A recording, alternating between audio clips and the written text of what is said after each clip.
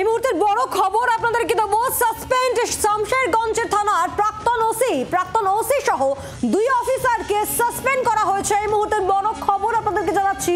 আগেই থানার দায়িত্ব থেকে সরানো হয়, ঠিক কি জানা যাচ্ছে পুরো বিষয় জানবো। সাসপেন্ড শামশেরগঞ্জ থানার প্রাক্তন ওসি সহ 2 অফিসার।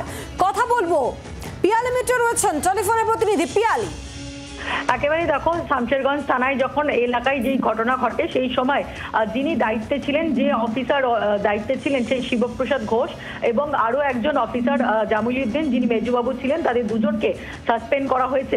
এর আগেই তুমি জানো যে এখান থেকে জেলা থেকে বদলি করা হয়েছিল এসপিকে। কেন এই দুজন অফিসারের বিরুদ্ধে ব্যবস্থা বা সাসপেনশন? তুমি জানো যে 12ই এপ্রিল, অর্থাৎ যেদিন শনিবার ছিল, শুক্রবার দিনকে যে ঘটনা ঘটে, তারপর শনিবার দিনকে বেদবোনা, জাফরাবাদ, ডিগ্রি এই সমস্ত গ্রামগুলোতে সকাল 9টা থেকে দুপুর 1টা পর্যন্ত টানা 5 ঘন্টা ধরে হামলা চলে। একের পর এক বাড়িতে আগুন লাগানো হয় এবং দুজনকে খুন করা হয়। যেটা গ্রামবাসীরা অভিযোগ করছিলেন যে তারা টানা থানার ওসিকে বারবার করে ফোন করেন, তারা থানায় ফোন করেন, কিন্তু কোনো রকম কিন্তু কোনো ব্যবস্থা নেওয়া হয়নি। এবং পুলিশও, যেটা কিছুদিন আগেও আমরা খবর করেছিলাম যে এই যে বারবার করে ফোন করা হয়েছে বলে জানানো হয়েছে, অভিযোগ করা হচ্ছে, সেক্ষেত্রে ঊর্ধ্বতন কর্তৃপক্ষকে কেন কিছু জানানো হয়নি সেই বিষয়ে খতিয়ে দেখা হচ্ছিল এবং কর্তব্যে গাফিলতির অভিযোগেই এই দুজন অফিসারকে কিন্তু সাসপেন্ড করা হয়েছে। তার কারণ একের পর এক গ্রামে যখন আগুন লেগেছিল সেখানে ফোর্স উপস্থিত ছিল, বিভিন্ন অফিসাররা, সিনিয়র পদস্থ আধিকারিকরা তারা সেখানে উপস্থিত ছিলেন।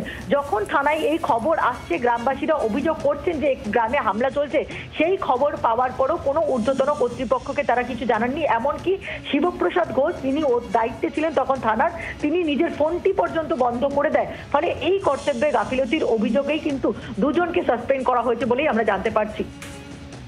অর্থাৎ একটা বড় পদক্ষেপ নেওয়া হলো নিঃসন্দেহে। ধন্যবাদ পিয়ালি। বাংলার আওয়াজ, বাঙালির আবেগ, জি 24 ঘন্টা।